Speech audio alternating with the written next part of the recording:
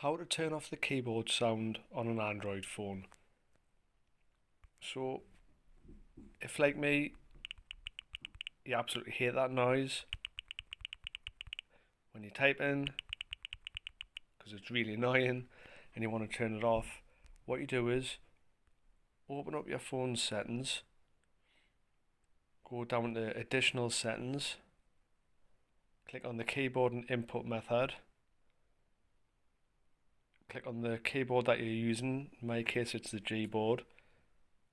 click on preferences, scroll down to where you see sound and turn that off.